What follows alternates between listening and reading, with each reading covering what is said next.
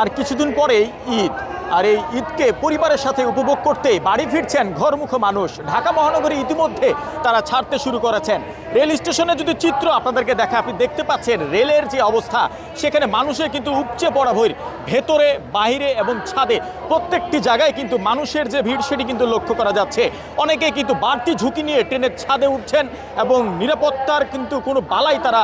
দেখছেন না। আনসার সদস্য সহ প্রশাসনে যারা রয়েছেন তারা কিন্তু বারবার তাদেরকে বলছেন নিরাপত্তা নিরাপত্তা এবং নিরাপত্তা যেন তারা বজায় রাখে। তবে তারা সেই ঝুঁকিকে তোয়াক্কা না করে তারা কিন্তু ঘরে ফেরার জন্য ঘরমুখো যে মানুষ যারা রয়েছেন তারা ঢাকা মহানগরী ছেড়ে ছাদে করেই কিন্তু বাড়ি ফিরতে যাচ্ছেন এবং বাড়তি যে চাপ, বাড়তি যে ঝুঁকি সেটি তারা নিচ্ছেন শুধুমাত্র ঈদের আনন্দকে পরিবারের সাথে ভাগাভাগি করে নিতে। এবং দর্শক, ছাদের মধ্যে চিত্র যদি আপনাদেরকে দেখাই, দেখতে পাচ্ছেন যে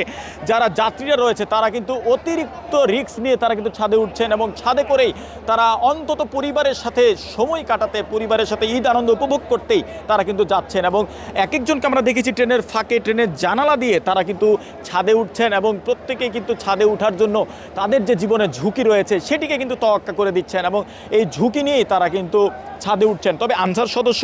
ট্রেনের যারা গার্ড রয়েছেন প্রত্যেকেই কিন্তু বারবার তাদেরকে সতর্ক করছেন যেন ট্রেনে কেউ না ওঠে। তবে তারা আসলে একটি তাদের টার্গেট, তারা বাড়ি পৌঁছাবেন এবং এই ট্রেনকেই তারা শেষ ভরসা মনে করছেন এবং সেই জায়গা থেকেই যারা যাত্রীরা রয়েছেন তারা কিন্তু অতিরিক্ত রিস্ক নিয়ে, জীবনের ঝুঁকি নিয়ে তারা কিন্তু ট্রেনের ছাদে উঠছেন এবং সেই ছাদ থেকে তারা কিন্তু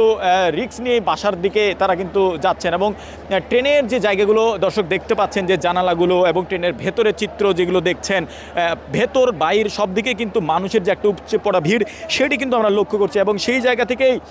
হাজারো মানুষ কিন্তু একটা ট্রেনে করে তারা তাদের নিজ গন্তব্যে ঈদের ছুটি কাটাতে, পরিবার পরিজনদের সাথে কাটাতে তারা কিন্তু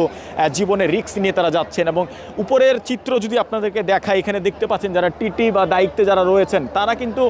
টিকিট কাটছেন এবং টিকিট তারা কিন্তু নেয়ার জন্য যাত্রীদেরকে উৎসাহ দিচ্ছেন যেন কেউ আসলে সরকারের কোষাখাতের যে আসলে খরচগুলো হয়ে থাকে সেটা যেন আসলে তারা দেয় এবং সরকারের যে টিকিট মূল্য সেটি নিয়ে কিন্তু তারা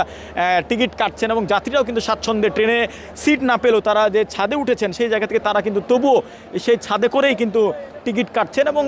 সরকারের কোষাঘাতে কিন্তু তারা আসলে অর্থ দিচ্ছেন। এবং দেখতে পাচ্ছেন যে যারা টিটিরা রয়েছে, দায়িত্বপ্রাপ্ত যারা টিকিট মাস্টার যারা রয়েছে তারা কিন্তু টিকিট